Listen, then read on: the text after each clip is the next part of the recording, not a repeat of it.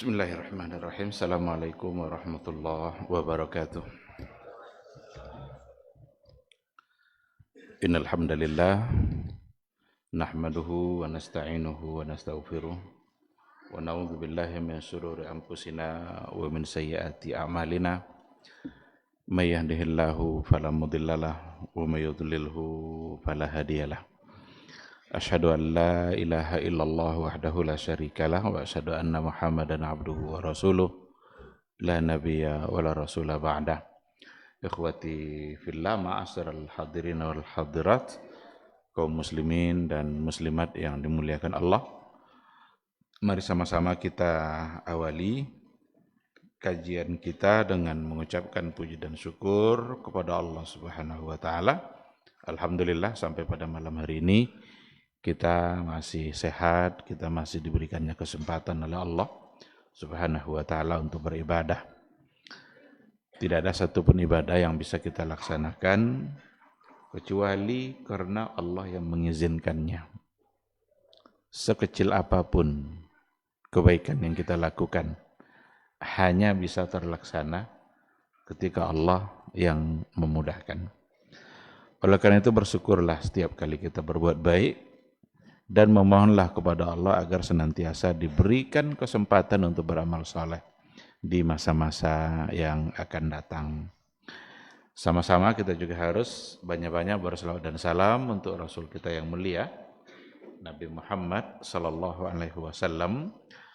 Allahumma salli ala Muhammad wa ala ali Muhammad. Mudah-mudahan hanya dia yang kita tauladani. Mudah-mudahan kita senantiasa bersemangat untuk mendalami hukum dan sunnah-sunnahnya, tidak hanya sekedar untuk menjadi ilmu dan wawasan, sekedar pengetahuan saja, tetapi bagaimana ilmu yang kita dapatkan hendaknya selalu kita terapkan dalam keseharian. Mudah-mudahan Allah mudahkan kita untuk melaksanakan ilmu-ilmu yang sudah kita dapatkan. Kita berharap mudah-mudahan di hari mahsyar insya Allah semua kita layak untuk mendapatkan syafaat dan pertolongan dari Rasul, karena itulah kemuliaan Nabi kita di hari itu. Nabi kita diberikan kemuliaan oleh Allah dengan 5 perkara, di mana hal itu tidak diberikan kepada nabi-nabi yang lain. Salah satunya adalah kata Rasul, u'titus syafa'ah. U'titus syafa'ah artinya adalah saya diberikan kesempatan untuk memberikan syafaat nanti di hari mahsyar. Dan itu tidak didapatkan oleh nabi-nabi yang lain. Mudah-mudahan kita sebagai umatnya juga mendapatkan kemuliaan itu dengan mendapatkan syafaat pula dari Rasulullah sallallahu alaihi wasallam. Amin, amin ya rabbal alamin. Ikhwati fillah, ma'asyiral hadirin wal hadirat, rahimani Allahu wa iyyakum. Seperti yang kita katakan pada pertemuan yang terakhir, kita insya Allah mulai malam ini masuk pada muamalah juga, tapi muamalah ghairu maliyah.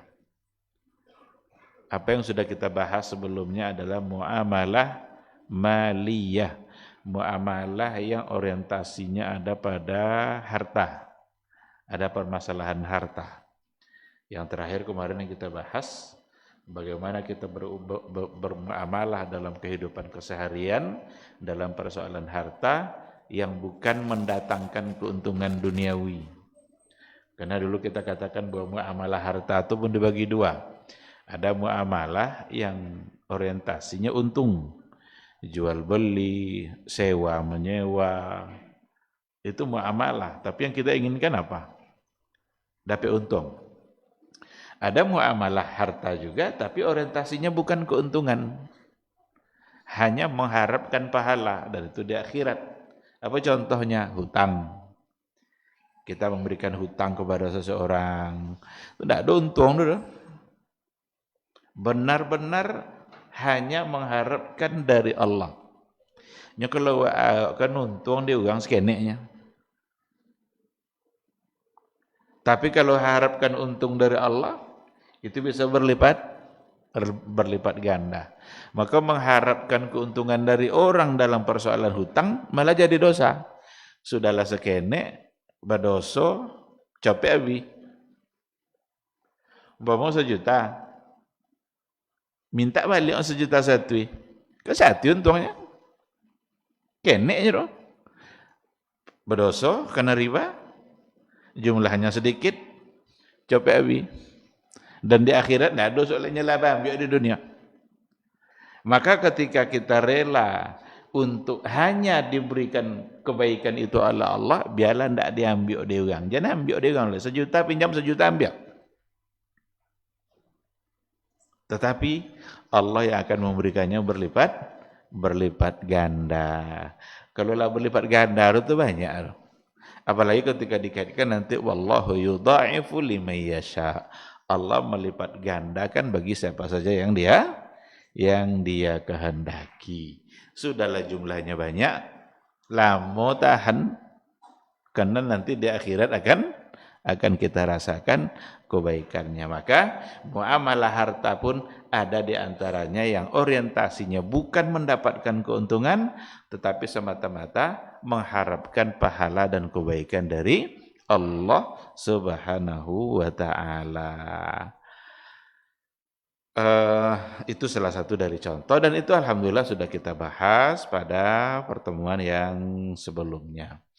Maka insya Allah mulai hari ini kita masuk pada muamalah ghairu maliyah. Muamalah yang bukan fokusnya pada persoalan harta. Ini muamalah ya nomo. Apa sebab? Karena muamalah itu interaksi berdua atau lobio dalam kehidupan keseharian. Maka insya Allah yang kita akan masuk pada hukum keluarga. Hukum keluarga. Jadi tema kita insya Allah maqasidu ahkamil usrah. Maqasidu ahkamil usrah. Maqasidu syariah yang ada di balik hukum-hukum keluarga. Rupanya para ulama membahas secara luas, dan Islam ini memang datang untuk membangun dan menata keluarga. Maka muncullah istilah keluarga Islami atau keluarga muslimah, keluarga Islami, keluarga di mana sesuai dengan apa yang diatur oleh Islam. Dan syariat Islam itu datang memang adalah untuk menentukan hak-hak dan kewajiban yang ada dalam kehidupan berumah tangga. Kalau kita bilang hukum keluarga, berarti adalah hukum-hukum yang ada pada dua orang yang telah melakukan akad nikah. Tetapi bisa juga nanti masuk ke dalamnya hal-hal yang berkaitan sebelum akad. Ini proses itu tidak langsung akad saja. Ada sesuatu yang sebelum akad dan itulah menjadi bagian dari hukum keluarga. Masuk dalam hukum keluarga. Apa contoh? Khitbah. Khitbah. Kalau bahasa Awak meminang. Pinangan. Kalau meminang kan alun ada akad, alun ada akad lalu kan, dan itu proses sebelum akad. Ternyata Islam juga sudah mengatur. Cuma umat Islam yang kadang kurang paham. Karena khitbah itu kalau dari segi hukum sekedar khitbah belum ada konsekuensi apapun. Tidak ada yang dihalalkan boleh khitbah. Yang haram lalu jadi halal kalau sekedar khitbah. Satu-satunya hukum yang ditimbulkan oleh khitbah adalah ndak boleh si gadi kok dilamar dari orang lain leh cik tuanya. Umpama dilamar. Iyolahnya ya. Walau nakat lah ha. Iyolah tadi itu kan khitbah atau nyinya umpama hanya kau punya mama juga nak nyinya caklah baca cerita kami je mama ada lu. Pulang sudah tu. Ikon tak boleh oleh kau dilamar cik tu je dong. Cuma kadang-kadang orang dianggapnya kalau lah khidbah, ala boleh apa ke mana-mana. Lah boleh macam makan kacang goreng berdua di stadion. Lo boleh lah tu, nya khidbah bo. Jadi ini yang harus dipahami baik-baik. Karena konsekuensinya belum menghalalkan yang haram. Itu semua diatur oleh agama. Dalam khidbah itu juga ya, kadang ada pula yang salah paham melakukan sebuah tradisi dalam khidbah, sesuatu yang ternyata oleh agama tidak boleh. Cuma daklah contoh itu orangnya. Apa contoh? Dalam khidbah bekok tukar cincin. Yang batino dipasang cincin dek kejaya yang laki-laki. Itu berganti-ganti. Lo bekok tu yang laki-laki dipasang lah dek ke tangan padusi. Nya khidbah bu. Lah boleh ah? Alul. Belum dibolehkan karena memang konsekuensinya belum ada. Nah, oleh karena itu persoalan khidbah itu bisa menjadi bahasan pertama kalau kita bawa kepada hukum keluarga sebelum masuk kepada tahap di mana mereka melakukan akad nikah. Kalaulah akad, barulah yang haram menjadi halal. Kadang awak terbalik lah bagai kalaulah akad ya ndak kena malu-malu orangnya lah akad. Sebelum akad tadi berani ala akad malu berdua berjalan. Awak belum balik lainnya. Akad je bunyinya. Padahal akad itulah yang menghalalkan. Akad tu kan bekok roha serah terima kan. Serah terima tu akad tu serah terima tanggungjawab dari seorang ayah kepada suaminya. Maka walinya yang harus menikahkan perempuan itu. Kalau yang laki-laki tidak perlu wali dan nyinyo langsung menyambut. Yang perempuan harus wali. Maka walinya itu yang ngomong, saya nikahkan kamu dengan putri saya, ini namanya, kemudian mas kawinnya, maharnya segini, dibayar tunai atau dibayar tidak tunai, kan? Dijawablah nanti oleh calon suaminya tadi, saya terima. Saya terima itu sesungguhnya adalah merupakan serah terima tanggung jawab. Seorang ayah setelah dia akad berarti dia memberikan tanggung jawabnya kepada anak. Tanggung jawab yang semula dia untuk anaknya sekarang berpindah kepada suami. Ala dion dek suami tadi. Iyolahnya kan dan temonya. Itulah sebabnya seorang istri ini perlu dipahami lebih harus mentaati suaminya daripada ayahnya sendiri. Apa itu? Nya tanggung jawablah pindah kayaknya. Lebih harus mentaati, tapi tentu saja ini dalam hal yang baik. Lebih harus dia mentaati suaminya daripada mentaati orang tuanya sendiri.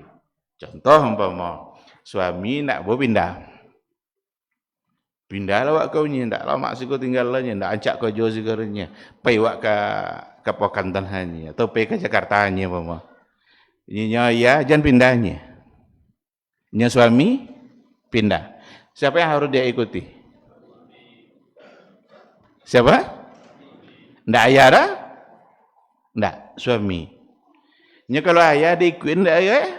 Cendokonya suami itu, apalah kau sama ayah kau nya dan China namu pindahnya. Ya kan?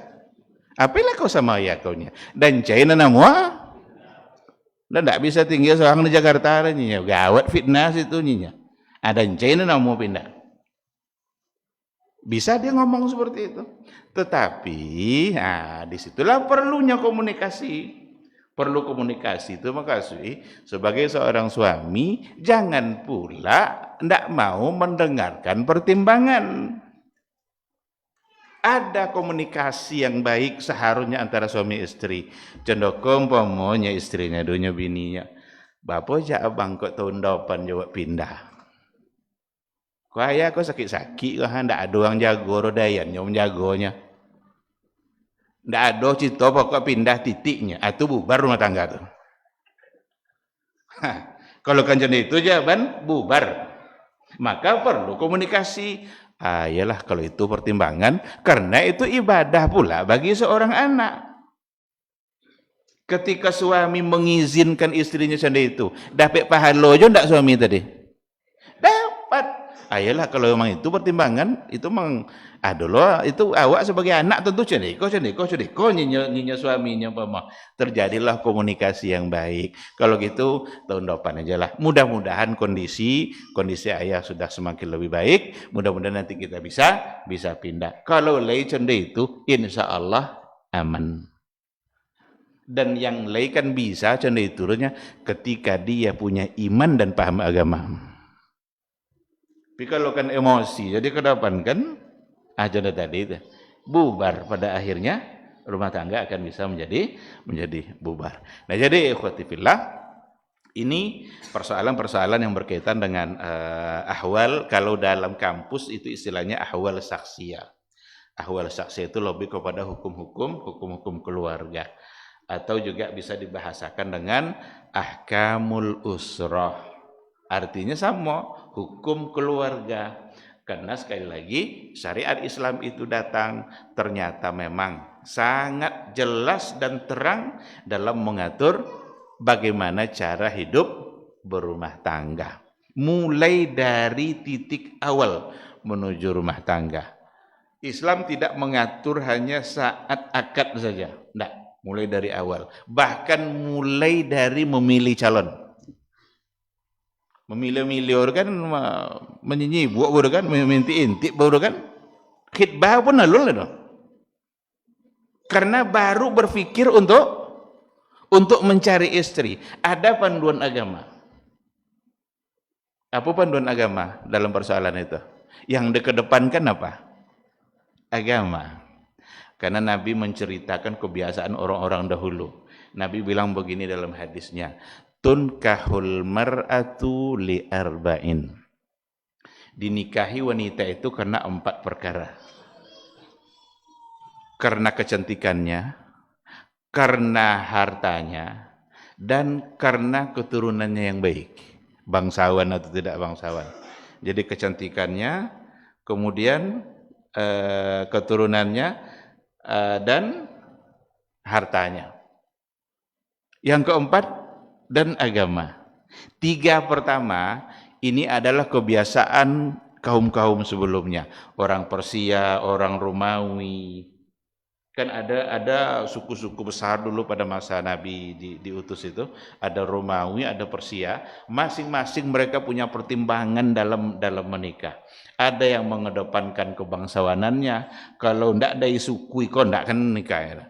Ada karena mengejar kecantikannya. Ada pula karena hartanya. Tetapi yang keempat Nabi bilang walidiniha, nikah karena agama. Untuk umat Nabi berpesan fazfar bidzatid din. Untuk kalian kata Nabi, beruntunglah kalian dengan memilih agamanya. Sehingga ini adalah sesungguhnya arahan dari Rasul kita bagaimana cara atau apa yang harus dikedepankan di dalam memilih calon istri. Ternyata Nabi mengedepankan persoalan agamanya. Hadis ini bukan perintah untuk mengumpulkan yang 4. Karena ada orang yang salah arti. Cenderung arti dah, nikahilah perempuan itu karena 4. Kalau nikahilah berarti perintah untuk mengumpulkan sampai lah. Bilo kan dapat. Ancak ya juga. Kayo dia jo diam. Keturunan elok jo. Agama soleha ya jo. Bilo kan tak suah. Kadang bahasa orang lain mencai. Kok dapat lah dia mencai tadi ndak kan dibilang orang lain dia udah tentu inyo deh. kan iya kan. Lama ya mencai nenelok ben kau kan. Oleh karena itu hadis itu bukan perintah mengumpulkan 4 sifat ini. Jadi arti hadis itu dinikahi wanita itu karena 4, bukan nikahilah. Karena Nabi sedang bercerita kebiasaan kabilah-kabilah Arab sebelumnya. Orang-orang besar sebelumnya, orang Romawi, orang Persia, ternyata mereka punya ciri-ciri khusus yang selalu diperjuangkannya. Tapi Nabi memberikan bimbingan untuk umat saya, fazfar bizatiddin. Pilihlah dari sisi agama, taribat yadak. Kalau seandainya bukan karena agama, niscaya kamu akan merugi atau akan celaka. Kenapa Nabi memilih soal agama? Karena agamalah yang benar-benar akan membuat hidup kita menjadi tenang. Adapun kecantikan, punya anak dua je lah berubah kok. Lah berubah, tak sancak dulu je lah. Jadi kalau menikah karena kecantikan tu tak ancak solah, tak nionya lah. Atau karena kekayaan. Kekayaan bisa, ya tidak lama bertahan. Banyak orang kaya, nak kena kaya, tiba sudah itu bangkrut. Sesuatu yang tidak bertahan lama, maka itu tidak pantas dijadikan alasan memilih. Nabi mengajarkan kita, yang mana yang akan kita pilih. Itu sesuatu yang bisa bertahan lama, ada di hati kita, dan hubungannya dengan akhirat. Kalau seandainya itu yang dikedepankan, maka insya Allah rumah tangga akan bisa menjadi lebih aman, karena mereka berlayar di atas kapal di mana cahaya dan petunjuknya adalah Al-Qur'anul Karim, adalah cahaya. Jadi terang terus dia. Kalau seandainya cahayanya diambil dari Al-Quran dan sunnah Rasulullah sallallahu alaihi wasallam. Baik, ikhwati fillah, kita belum akan masuk pada maqasidnya itu, karena kalau di buku ini ada banyak pembahasan sebelumnya, panjang dulu citor, baru kok masuk ke maqasid ahkamil usrah itu.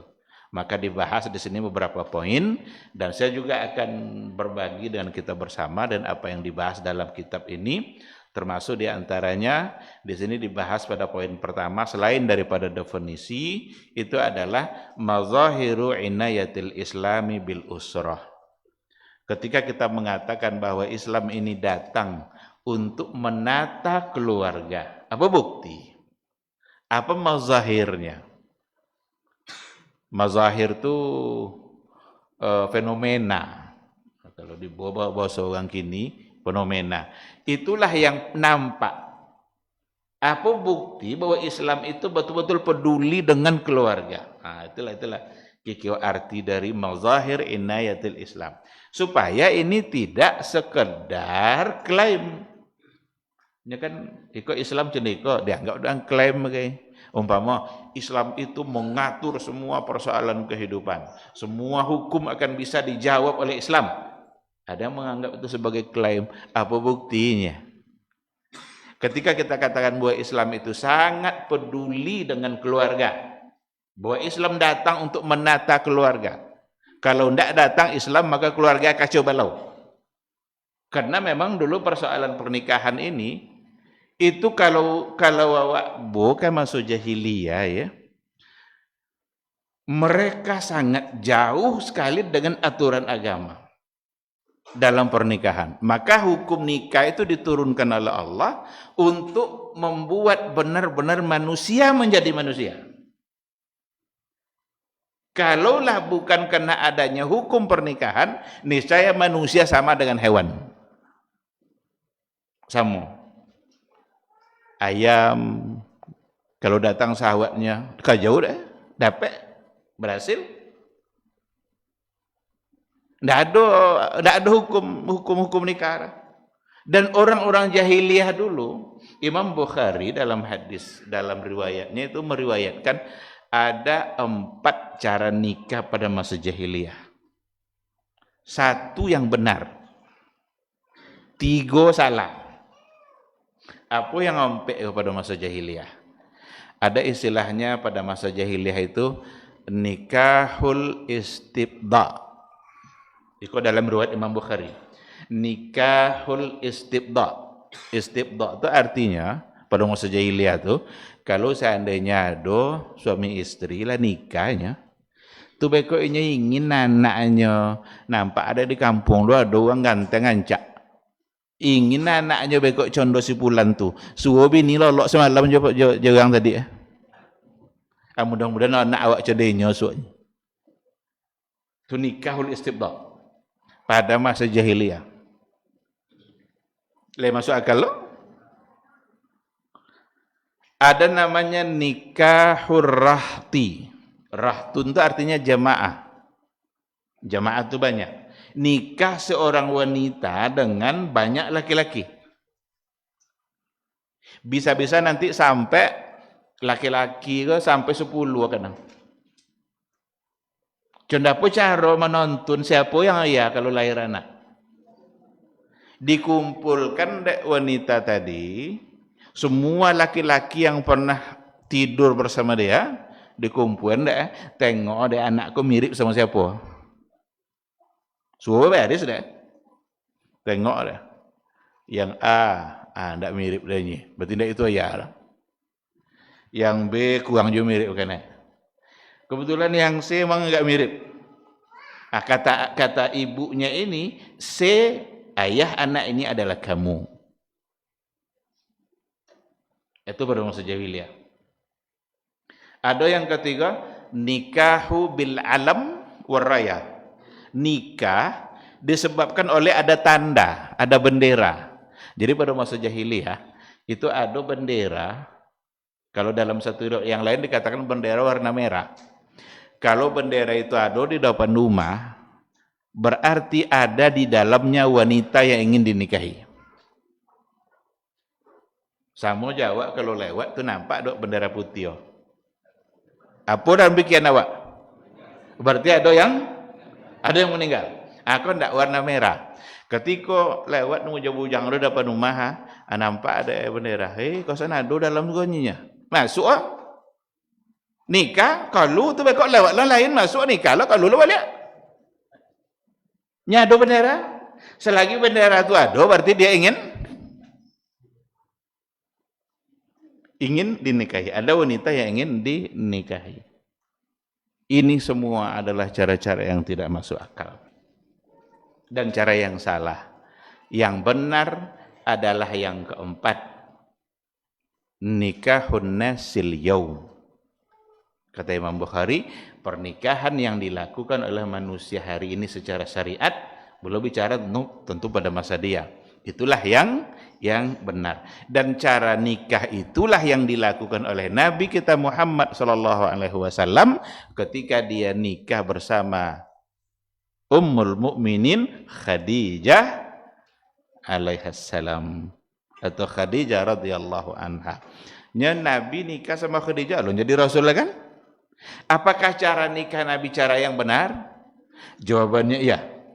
Karena Nabi kita tidak pernah terjebak kepada kesalahan apapun sebelum dia menjadi rasul.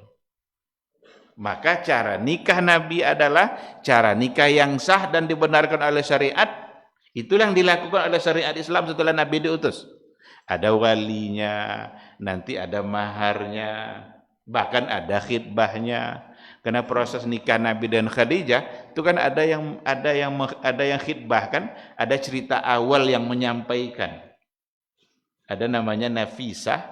Nafisah itu dia yang menyampaikan kepada Khadijah, dia yang mengatur ini. Ada seseorang yang mau nikah dengan kamu katanya. Rupanya yang mau itu adalah Nabi Muhammad. Nabi Muhammad juga bilang, dia bilang juga kepada Nabi kita bahwa ada perempuan yang mau menikah. Siapa pula yang mau nikah dengan orang seperti saya? Disebutlah oleh dia adalah Khadijah. Itu cerita awal di mana Nabi pada akhirnya nanti nikah dengan Khadijah. Ada walinya, ada maharnya, dan semua syarat rukun yang sesuai dengan syariat Islam itu semuanya ada. Dan itulah satu-satunya cara yang benar. Dari 4 cara itu, 1 yang benar, 3 salah. Ketika Islam itu datang, Islam itu membawa syariatnya dalam persoalan nikah, maka benar-benar membuat manusia benar-benar menjadi seorang manusia yang bermartabat, berbeda dengan hewan. Kalaulah bukan karena nikah, niscaya manusia akan sama dengan hewan. Maka hukum nikah itu hukum yang membuat kita menjadi terhormat, sehingga perlu untuk dipahami dan perlu untuk diterapkan dalam kehidupan keseharian kita. Baik, coba kita lihat mazahir inayatil Islam bil usra. Fenomena bagaimana kita bisa membuktikan Islam itu benar-benar peduli dalam persoalan keluarga. Yang pertama sekali adalah al-amru bizzawaj. Adanya perintah dari agama untuk menikah. Adanya perintah dari agama untuk menikah. Karena satu keluarga enggak akan mungkin terbentuk dan terbangun di situ semacam ketenangan jiwa kalau tanpa nikah. Maka nikah itu bukan hanya persoalan hubungan seksual. Kalau persoalannya hanya ada pada itu, tidak perlu akad. Kalau hanya ada pada itu, semua cara kerjanya sama. Apa beda zina sama nikah? Satu saja, akad. Yang lain sama. Dengan adanya akad, semua yang haram menjadi halal. Berarti menjadi pahala. Dan dengan tidak adanya akad, semuanya menjadi dosa. Cuma akad saja, saya terima, itu lah. Kalaulah terucap itu, saya nikahkan kamu, saya terimanya. Berarti sudah selesai akad. Yang haram menjadi halal. Yang zina berubah menjadi nikah. Tapi kalau tanpa akad, berarti semuanya akan menjadi sumber dosa. Dan itu memang benar-benar hanya ada pada al-amru bizzawaj. Karena di sini dikatakan la usrata bighairi zawaj. La usrata, enggak akan terbentuk satu keluarga tanpa nikah, tanpa akad, enggak mungkin. Ada orang bisa hidup kumpul kebo, laki-laki, perempuan serumah, enggak ada akad, tapi akan terbangunkah satu buah keluarga? Enggak ada rasa tanggung jawab. Enggak ada rasa memiliki. Yang ada adalah ingin mendapatkan kenikmatan-kenikmatan sesaat, selesai apa yang dia dapatkan, selesai pula keinginannya. Tetapi dengan adanya zawaj, dengan adanya nikah, itulah nanti yang akan disebut dengan sebuah usrah. Jadi usrah Islamiyah itu, usrah muslimah itu memang harus berawal dari sebuah akad. Dan semua konsekuensi setelah akad itu akan menjadi pahala. Kalau lu nakad, semua akan jadi dosa. Mandang-mandang, bacito berdua, abipiti, bahanda-handa berdua, semua jadi dosa. Tapi kalau sudah akad, semua yang dikerjakannya akan bisa menjadi sumber pahala. Bahkan berjauhan dia berdua, lalu diteleponnya sekadar untuk nanya keadaan atau nanya ala salatnya itu akan menjadi sumber pahala. Tapi kalau tanpa akad, bisa-bisa itu menjadi sumber dosa. Nya ndak ikhlas bau nelpon sulun akad dulu. Alun iya lalu. Kita tidak akan menemukan karakter asli seseorang kecuali setelah akad. Sebelum akad itu cita-cita buat-buat bro. Seluruh yang ditengokkan adalah sesuatu yang baik-baik. Alun asli lho. Nak tentu asli, akad dulu. Iya lah canda dulu. Dulu ndak kena pembayar, sekenek-kenek bayar lah akad. Masih canda itu atau enggak? Keluar nanti aslinya. Dan semua yang dilakukan akan menjadi pahala. Kalau sudah akad. Jadi yang pertama sekali al-amru bizzawaj. Itulah sebabnya dalam Al-Qur'an Allah Subhanahu wa taala mengatakan la taqrabuz zina innahu kana fahishatan wa sa'a sabila. Jangan dekat-dekat zina. Bahasa la taqrabuz zina itu lebih dalam maknanya daripada la taznu. Kalau la taznu itu jangan kalian berzina. Dalam ayat ini enggak, la taqrabuz zina. Jangan dekat-dekat zina. Apa maksudnya? Jangan dekat-dekat sesuatu yang akan mendekatkan kita kepada perbuatan zina. Itulah sebabnya dalam pergaulan ada batasan-batasannya. Kenapa kalau kita sudah sering ngaji, itu selalu kita dengar kadang jangan ikhtilat, jangan bercampur baur laki-laki perempuan. Sebisa mungkin ada jarak. Untuk apa gunanya? Untuk menjaga yang tadi itu. Bahkan saf saja ada hadis Nabi tentang persoalan saf. Apa kata Rasul? Khairu sufufir rijal awwaluha wa syarruha akhiruha. Saf yang terbaik bagi laki-laki itu yang paling depan. Yang paling buruk yang paling belakang. Khairu sufufin nisa akhiruha. Saf yang paling baik bagi perempuan itu bagian belakang. Wa syarruha awwaluha. Yang paling buruk yang depan. Kenapa demikian? Karena kalau ada saf paling belakang, ada pula saf paling depan. Dia paling berdekatan. Berdekat-dekat jadi kan? Dan itu ada kemungkinan untuk menimbulkan fitnah. Dan Nabi ingin kita terhindar dari semua bentuk fitnah itu. Oleh karena itu, perempuan atau laki-laki mengejar saf yang pertama. Tapi perempuan mengejar saf yang belakang. Berdasarkan hadis tadi. Karena yang terbaik bagi laki-laki yang depan. Yang paling buruk yang paling belakang. Kalau ketemu yang paling belakangnya laki-laki dengan yang paling depannya perempuan, dia yang paling dekat. Berarti ada jarak yang memang harus dipisah. Bisa saja itu hadis itu kita maknai secara zahir seperti itu, tapi pelajaran yang ada di situ sesungguhnya adalah bersambungan dengan apa yang tadi kita sampaikan. Seorang wanita kalau seandainya pergi ke masjid, jangan dilarang. Tapi kalau dia sholat di rumahnya, itu menjadi lebih baik. Ada hadis. Perempuan itu paling afdal sholat di rumah. Tapi gabungkan sama hadis yang lain. Apa kata Rasul? La tabna'u ima Allah masajid Allah. Jangan kalian larang kalau ada perempuan-perempuan muslimah yang ingin datang ke masjid.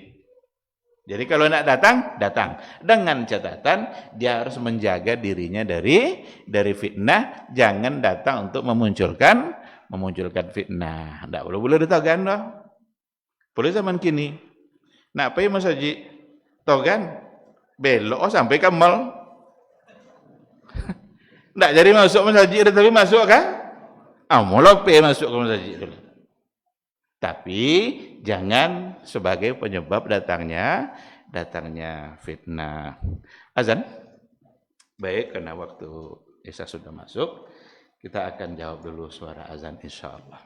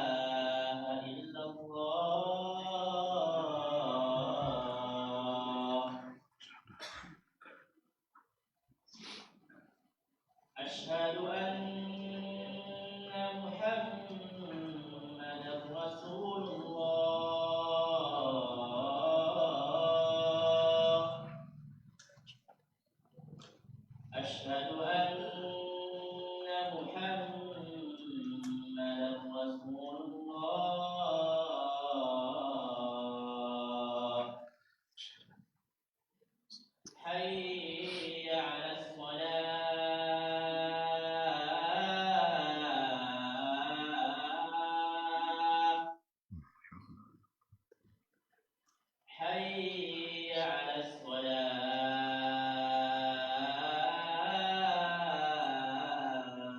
الصلاة حي على الفلاح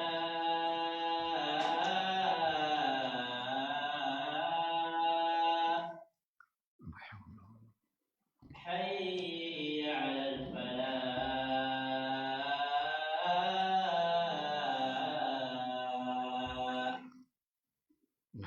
الله أكبر الله أكبر لا إله إلا الله La ilaha illallah Muhammadur Rasulullah.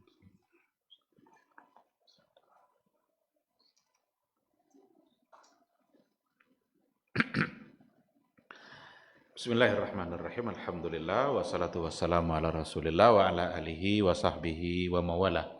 Ikhwati fillah, ma'asyiral hadirin wal hadirat, rahimani Allahu wa iyyakum.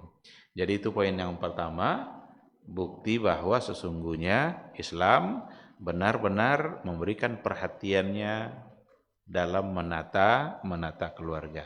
Jadi yang pertama sekali adalah al-amru bizzawaj, perintah untuk menikah. Perintah menikah itu sesuatu yang bersifat wajib. Karena dengan tidak menikah maka seseorang akan terjebak pada perbuatan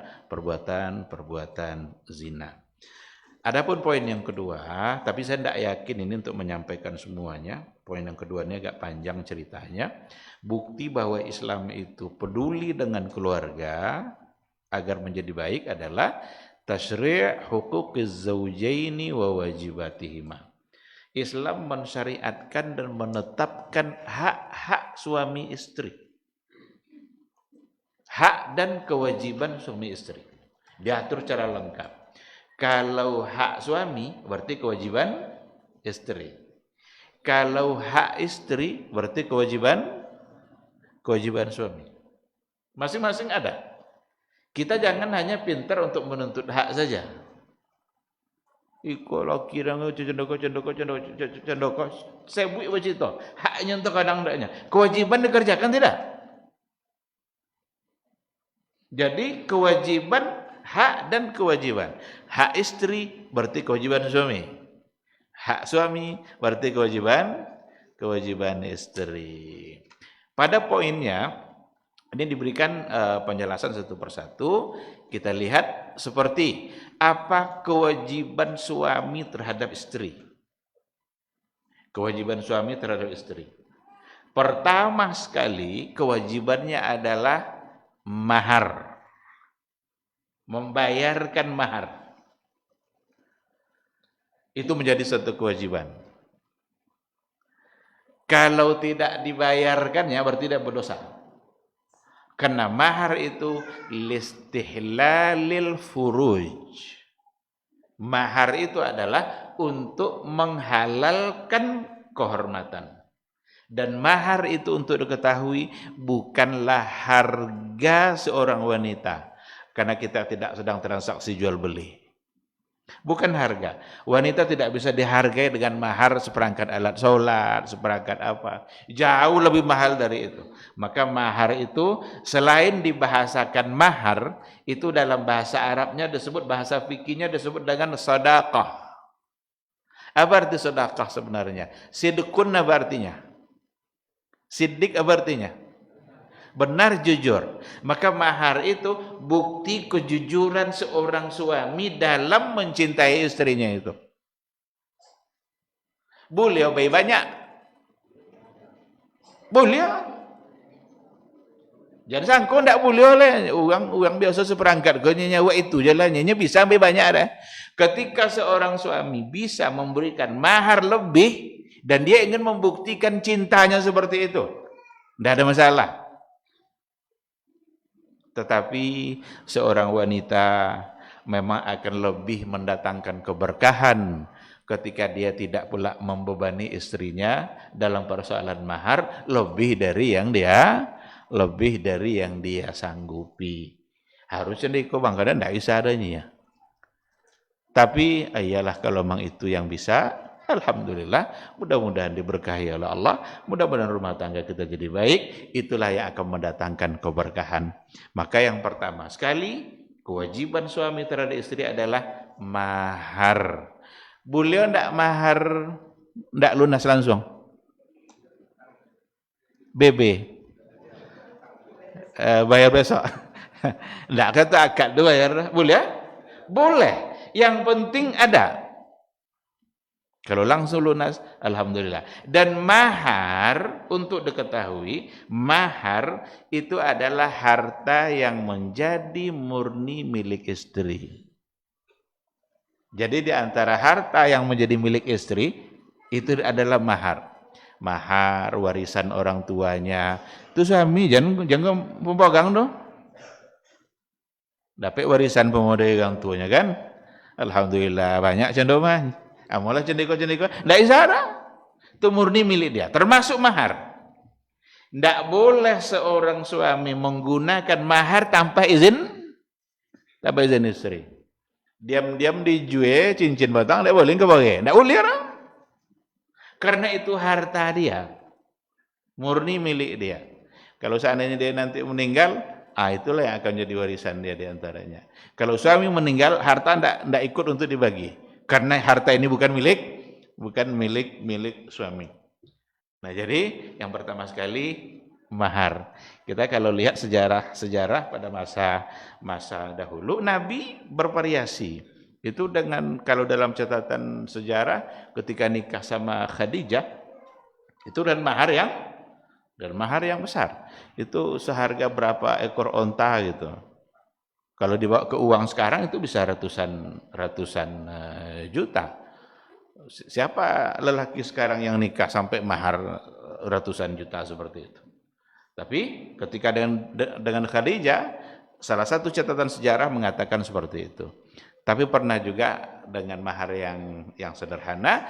Bahkan Nabi ketika membimbing para sahabatnya, Nabi memang menekankan agar mahar jangan menjadi penghalang dalam persoalan nikah.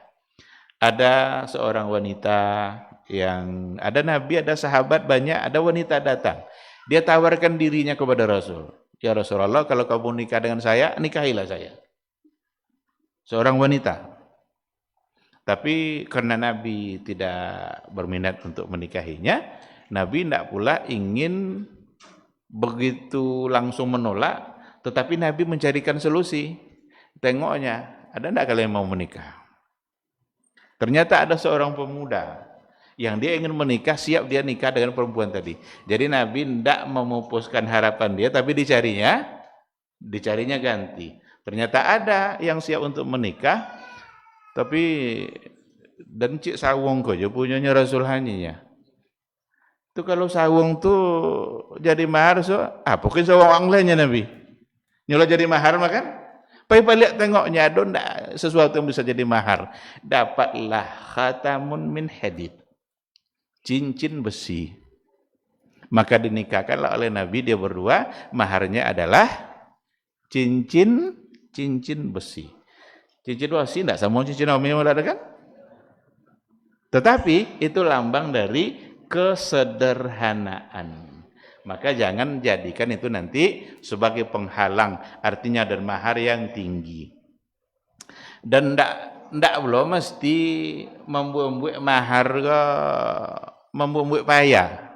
Nyado mahar ke dek tanggal lahirnya sekian, tahun sekian, buat mahar kok 1.235.000 piam, pakai piah 35 kah? Ke mana kan icai? Kan macam-macam akal uang kini kan, boleh viral, boleh apa. Awak enggak lama nyoba itu enggak sar, tapi itu apa nomor, membuat payah-payah aja. Bocah bekok tanggal lahir, jumlah maharnya sesuai dengan angka tahun, bulan, tanggal lahir. Nah, tapi bukan persoalannya sah atau tidak sah, karena dia sudah menyebutkan maharnya. Sedangkan yang kedua, kewajiban suami itu adalah selain daripada mahar, an-nafaqah. nafkah.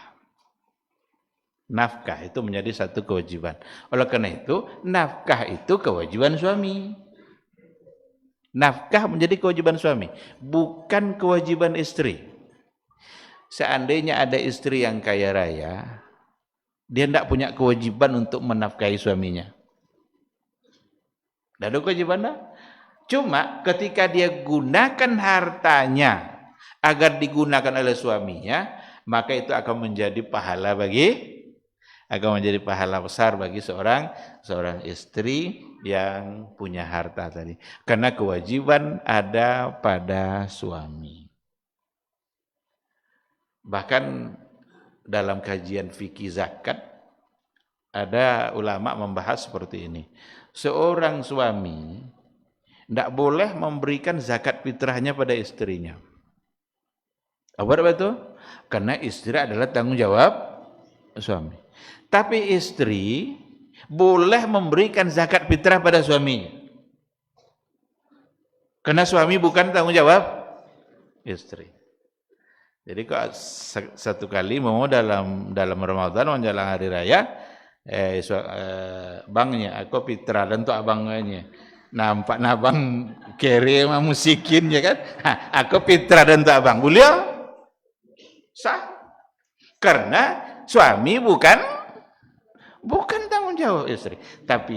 Tapi suami tidak boleh memberikan zakat fitrahnya pada istrinya karena istri tanggung jawab. Jadi terlarang memberikan zakat fitrah kepada orang berada dalam tanggung jawab kita. Maka di sini ada ayat, tentu saja ada ayat yang penguat ya. Yang pertama tadi juga ada ayatnya, wa 'alal mauludi lahu rizquhunna wa kiswatuhunna bil ma'ruf. Bagi seorang ayah, al mauludu lahu itu artinya anak yang dilahirkan untuknya, berarti ayah. Maka nasab itu ke pihak ayah. Maka bagi ayah, rizquhunna wa kiswatuhunna bil ma'ruf. Berkewajiban untuk menafkahi mereka. Hunna di situ. Hunna itu berarti mereka banyak. Dia tidak disebutkan ha saja. Kalau ha itu satu perempuan. Kalau hunna banyak perempuan. Sekarang seorang ayah berkewajiban untuk memberikan nafkah mereka. Itu adalah isyarat bahwa seorang ayah belum nikah lebih dari kalau mulai bang ibu kalau lah sampai ke bab itu rizquhunna wa kiswatuhunna, beri rezekinya, beri pakaiannya, berarti menjadi satu kewajiban. Kalau kewajiban berarti berdosa kalau tidak diberikan. Maka seorang suami ketika tidak memberikan nafkah bagi anak istrinya berdosa. Tapi seorang istri kok tidak boleh dia pakai harta, secara hukum tidak berdosa. Karena memang bukan kewajiban dia. Tetapi ketika dia berikan dengan kerelaan hatinya, itu akan menjadi pahala tersendiri bagi dia dengan harta yang dia miliki. Sedangkan yang ketiga, saya kira ini kita akhiri. Mungkin juga nanti kita kembali ke situ. Al-mu'asyarah bil ma'ruf, bagaimana memperlakukan istri dengan ma'ruf. Wa ashiruhunna bil ma'ruf. Gauli dia dengan cara yang ma'ruf, cara yang baik. Jangan diperlakukan dengan cara-cara yang tidak baik, tidak manusiawi, atau jangan dizalimi, jangan perlakukan dengan hal-hal yang tidak pada tempatnya. Karena sebagai seorang suami, tentu saja dia harus menjadikan kehidupan rumah tangganya menjadi rumah tangga yang nyaman, dan dia memberikan pelajaran kepada anak-anaknya sendiri. Ketika seorang suami sudah punya anak, lalu ia bersikap tidak baik pada istrinya, ini anak akan mencontoh ini. Pada akhirnya nanti, karena anaknya mendapatkan pelajaran yang tidak baik, jangan-jangan nanti menjadi sifat yang sama yang ada pada anaknya. Tapi ketika dia berperilaku baik, bergaul dengan cara yang baik, kata-katanya tidak kasar, itu semua akan dilihat oleh anak-anaknya, dan itu pelajaran bagi anak, sehingga nanti ketika anak sudah dewasa dia juga akan berbuat dengan cara yang sama. Baik, saya kira sampai di sini aja dulu biar kita bisa bertanya jawab terkait dengan kewajiban suami terhadap istri. Nanti ada lagi sebaliknya, kewajiban istri terhadap suami, tapi kita tidak bahas pada malam hari ini. Silakan kalau seandainya ada yang perlu untuk dipertanyakan, kita awali dengan pertanyaan yang tertulis. Assalamualaikum warahmatullahi wabarakatuh. Waalaikumsalam. Bagaimana jika perjanjian itu dilakukan sebelum akad? Contohnya, si wanita minta agar setelah menikah tinggal di kampung dan si laki-laki setuju. Lalu setelah selesai akad, suami ingkar janji dan mengajak pindah. Apakah berdosa wanita jika menolak ajakan suami? Ada pembahasan dalam persoalan hukum keluarga tentang perjanjian atau kesepakatan sebelum menikah. Itu ada. Dan dalam hadis pun al-muslimuna ala syurutihim ma lam yukhalif kitaballah wa sunnata rasulih. Seorang muslim itu tetap harus mentaati syarat-syarat yang mereka sepakati selama tidak bertentangan dengan Al-Quran dan Sunnah. Oleh karena itu, adanya janji-janji sebelum akad itu dapat dibenarkan jika memang tidak bertentangan dengan Al-Quran dan Sunnah. Wak nikah ya ni, pi janji wak ndak boleh punya anak. Boleh ndak? Berarti bertentangan dengan tujuan nikah. Maka tidak boleh. Ni orang nikah tujuan dapat anak. Aku dibuat perjanjian wak nikah ya, tapi dengan perjanjian kita tidak boleh punya anak. Nyado istilah kini do child free. Child free itu apa? Bahasa-bahasa kaya aja lidahnya bukan. Child free itu orang menikah tetapi ingin bebas dari kepemilikan anak. Ndak ni anak sudah. Karena diganti sama boneka. Ndak kan ganti anak aja boneka. Boneka tak bisa galak. Ndak hilang ponek dah. Tapi kalau anak insya-Allah hilang ponek dah. Kalau awak poneknya manji bagai kan? Pikirannya awak tambah manji. Itu tidak bisa didapatkan kecuali dari anak-anak. Dan memang fitrah diberikan oleh Allah Subhanahu wa taala. Nah, bagaimana dengan perjanjian kalau seandainya dia berjanji untuk tidak dibawa kemanapun? Ini syarat seperti ini bisa kita baca dalam buku-buku fikih. Para ulama dulu ternyata membahas juga. Ada orang menikah lalu ada kesepakatannya, perjanjiannya agar saya tidak dikeluarkan dari kota di mana saya tinggal. Secara hukum asal itu dapat dibenarkan. Kalau seandainya memang suaminya setuju dengan syarat itu, berarti mesti ditaati. Kalau memang setuju. Kalau enggak terjadi enggak terjodoh kalau itu syarat. Nah, bagaimana kalau seandainya sudah disepakati, tapi ada hal-hal yang memang mengharuskan untuk pindah. Disinilah komunikasi tadi harus terjadi. Contoh, nyuleyo nyinya, memang tidak pindah-pindah dari tompeknya nikah sudah sesuai dengan yang disepakati. Kasan kalau SKPNS Bengkalis, itu tidak akan pindah. Nah, boleh enggak kembali untuk memperbincangkan syarat ini? Boleh, nyawa aja ambil syarat domanya. Kecuali kalau Quran enggak boleh awak amandemen lah. Enggak boleh dia berubah. Tapi kalau syarat yang awak buat sendiri, bodoh aja buat domanya. Boleh dikaji ulang. Jangan bertahan. Oh, awak lah berdosa, bodoh ke bang? Apa itu? Kisah syarat awak batang ha? Batalkan malah bodoh boleh. Kan bisa dibatalkan karena itu bukanlah sesuatu yang suci sama seperti Al-Quran dan hadis. Tapi kalau memang tidak ada alasan, maka dia mesti mentaati sesuai dengan yang ada pada syarat-syarat tersebut. Wallahu subhanahu wa ta'ala a'lam. Silakan. Sebentar.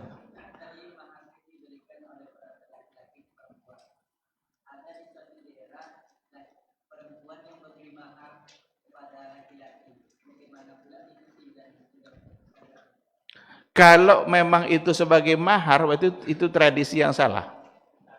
Tidak bisa dipakai di situ al-adatu muhakkamah.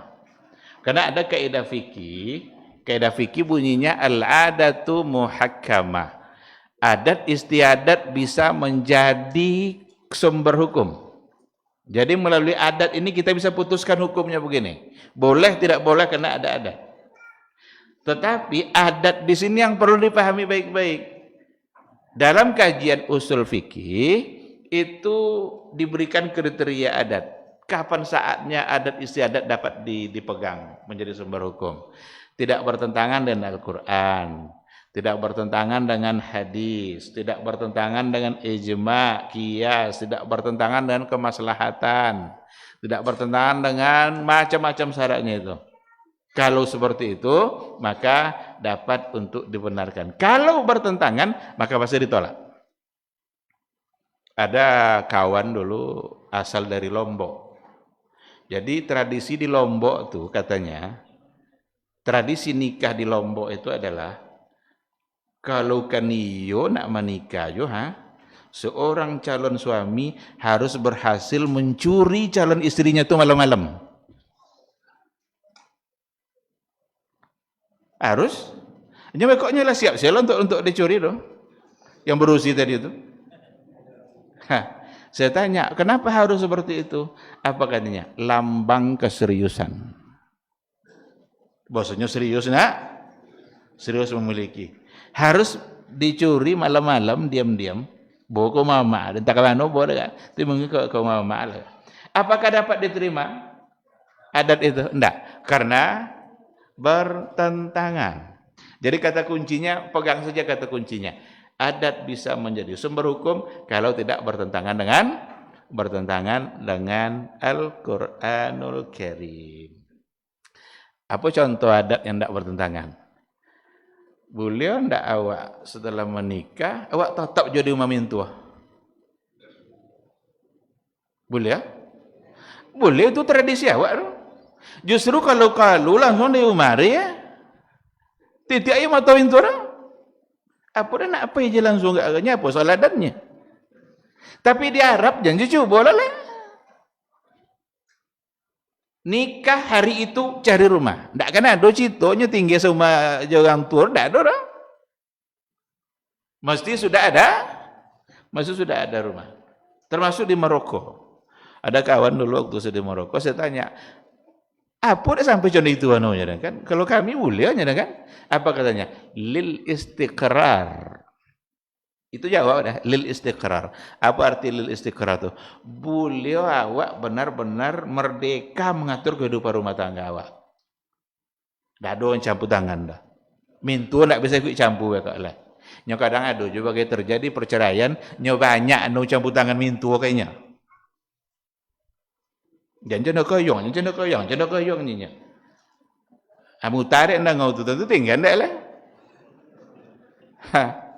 Jadi katanya lil istiqrar untuk supaya benar-benar independen, merdeka, bebas dalam mengatur rumah tangga. Tapi ke awak enggak. Setahun, 2 tahun, 3 tahun, 4 tahun. Pokoknya karena memang tradisi kita seperti itu. Bertentangan keadaan Al-Quran? Ada Quran melarang? Enggak. Berarti kalau tidak bertentangan, berarti dapat dibenarkan. Nah, oleh karena itu, pertanyaan tadi itu, kalau memang wanita pula yang memberikan mahar, mana harga seorang laki-laki? Bukankah itu lambang dari harga diri juga? Ketika seorang laki-laki menikahi dan meminangnya, kemudian dia memberikan mahar sesuai dengan kejujuran yang ada pada hatinya, maka disebut dengan as-sadaq. As-sadaq asal katanya sama dengan as-sidqu, di mana artinya adalah jujur, kejujuran hati. Wallahu subhanahu wa ta'ala a'lam.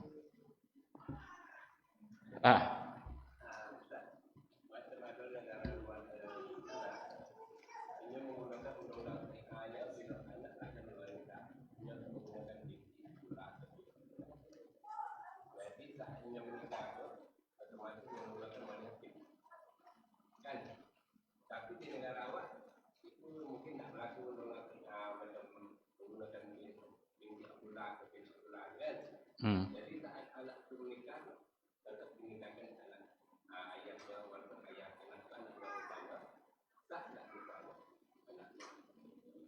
Ayah itu ayah dia.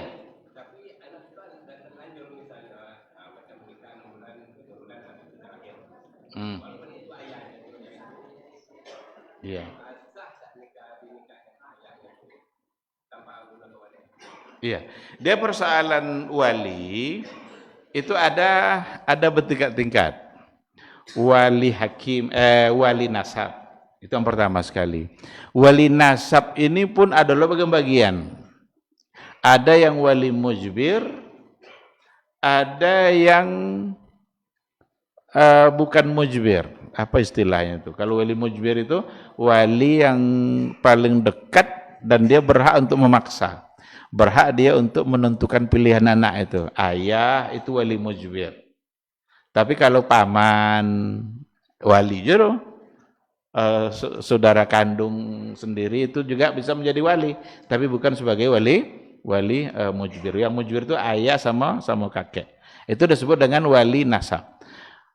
Ketika wali nasab ini tidak ada, dan kapan sesuatu disebut sebagai wali nasab? Kalau memang itu adalah nasabnya. Kalau silsilahnya memang nasabnya adalah situ, maka berarti dia bisa untuk menikahkan. Bisa enggak ayah angkat menikahkan? Tidak bisa, karena tidak ada hubungan nasab. Iya kan? Kalau seandainya tidak ada hubungan nasab, berarti baru pindah kepada wali hakim. As-sultanu waliyun liman la waliyalahu. Sultan itu adalah wali bagi orang yang tidak punya wali nasab. Sultan di sini maksudnya ya KUA atau apa namanya, orang-orang yang bertugas dalam bidang itu. KUA atau wakil-wakil KUA yang memang inyo bagian itu, inyo yang bagian catat mencatat. Ketika wali nasab sudah tidak ada, maka pindah kepada wali hakim. Dan tidak ada istilah wali mustahkim. Ada di sebagian wilayah di Ribu Panjang itu ada dulu istilahnya wali muhakim gitu. Nya ndak ayah, ndak jopo, ndak ada hubungan dah. Cuma dia sebagai tokoh masyarakat. Ada yang tahu yang mana tiba itu nikah. Yang tokoh tadi yang menikahkan, piti agak 2 juta asalnya atau 3 juta. Ndak ada hak dia untuk menikahkan. Maka wali itu nasab atau hakim. Nah, balik kepada pertanyaan yang tadi itu. Apakah dia disebut sebagai ayahnya secara nasab atau tidak? Itu aja kata kunci. Kalau tidak, berarti bukan. Cuma ada perbedaan pandangan di kalangan para ulama dalam persoalan ini yang membedakan antara apakah dia dinikahkan itu setelah lupa rincian itu ada dibahas, termasuk seperti Ramadan Al-Buti dalam buku Qadaya Fiqhiyah Mu'asirah, dibedakan apakah dia dinikahkan itu ketika sudah ditiupkan ruhnya atau ketika di awal-awal kejadian dia belum jadi, baru segumpal darah umpamanya, tapi dia sudah dinikahkan, atau dinikahkan setelah ditiupkan ruh. Apakah dapat dinasabkan kepada ayahnya atau tidak? Kalau jumhur ulama memang lebih cenderung untuk mengatakan tidak.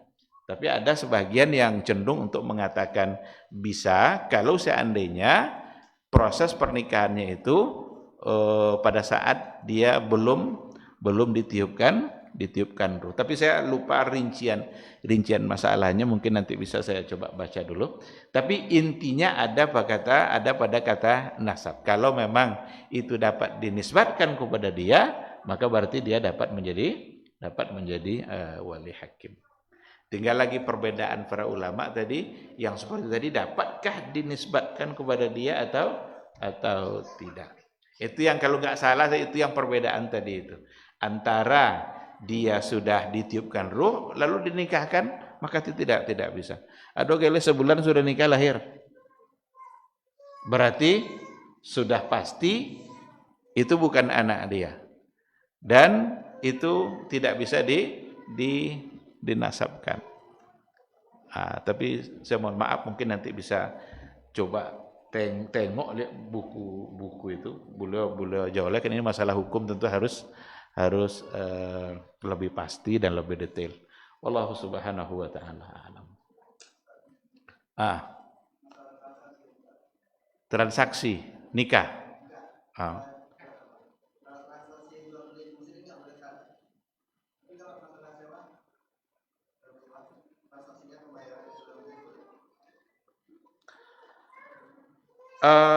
Dia ada sebuah riwayat atau hadis yang datang dari Rasulullah SAW yang melarang untuk melakukan transaksi jual beli di masjid. Jangan jadikan masjid seperti pasar, kan itu.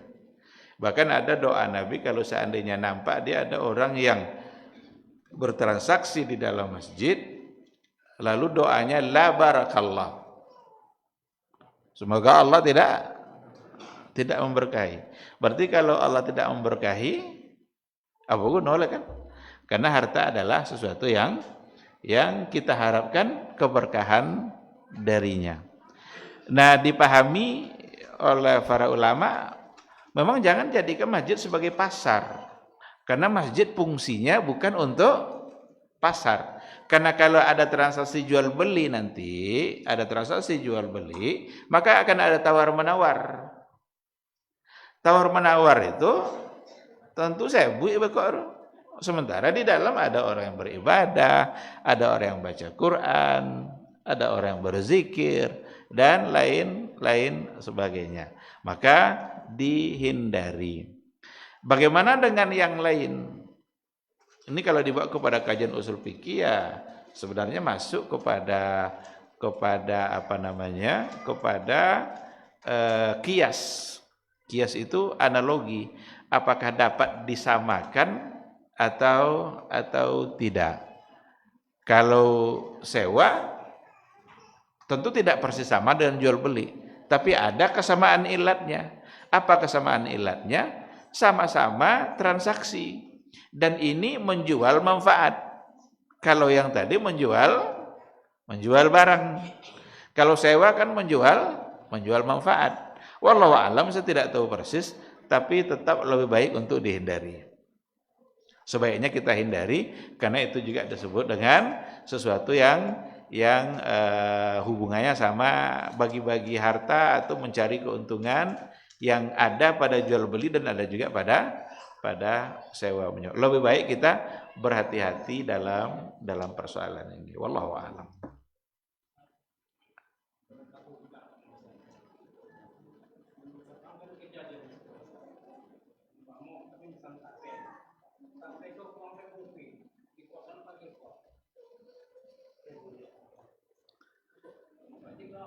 Iya.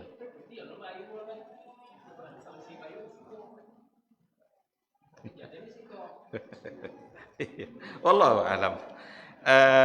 Mungkin perlu juga dilihat dalam persoalan ini, perlu juga dilihat sesuatu yang menjadi penyebab dilarang. Kalau sikonya jual sate aja tidak boleh kan? Karena berarti menjadikan masjid sebagai pasar. Dan itu pasti mengganggu. Tapi kalau sekedar memesan, awak pesan pemoh, awak dua-dua, jadinya orang tidak terganggu sama jodoh awak apa kan? Kalau kita bilang lebih baik berhati-hati, jangan lakukan, bisanya dong. Tapi kalau untuk dilarang pemoh kan, jangan seperti itu. Jangan-jangan hadis itu tidak pula memang semata-mata langsung zahirnya seperti itu. Kalau ada transaksi langsung antara penjual pembeli, kan itu yang menyebabkan tadi menjadikan masjid sebagai tempat yang mana itu tidak pantas dan bisa mengganggu. Kalau tadi kan tidak ada kan? Nah, mudah-mudahan tidak masalah, tapi untuk kehati-hatian tentu lebih elok tidak dilakukan. Nyado kok masalah itu. Apa mau etikaf? Etikaf enggak boleh keluar masjid lah. Mana elok keluar atau tetap dalam tapi jangan mengganggu. Apakah memang mengganggu itu juga di antara alasannya? Kalau ditengok apa yang ada, nas-nas atau yang ada, memang persoalannya ada pada mengganggu. Jangan jadikan masjid fungsinya, jangan difungsikan sama dengan pasar, pasti mengganggu. Berarti ada di antara ilatnya itu. Nah, bisa saja ketika tidak ada itu dapat dibenarkan, apalagi ketika berbenturan dengan yang masalah etikaf yang awak lebih baik untuk tidak keluar dari masjid. Karena keluar saat etikaf itu kan bisa membatalkan kecuali untuk hal-hal yang bisa didapat di dalam masjid. Wallahu subhanahu wa taala a'lam. Kehati-hatian aja yang perlu untuk kita kedepankan. Kalau bisa kalau bisa bukan jadi posan. Ndak tuh aduh ndak dapat aduh. Kalau masa nyawa rapat tu mah. Hah? Ndak. Itu ndak bisa diturut dah. Kalau jadi turut, pembe dua kalau je kok. Itu tidak menghalangi kita untuk mendapatkan suruhnya. Insyaallah. Karena juga akan ada orang yang keluar umpamanya ambil dua kan. Lalu kemudian masuk kembali untuk suruh. Dapat insyaallah suruh. Karena kita memang sudah menunggu waktu. Wallahu a'lam. Nah,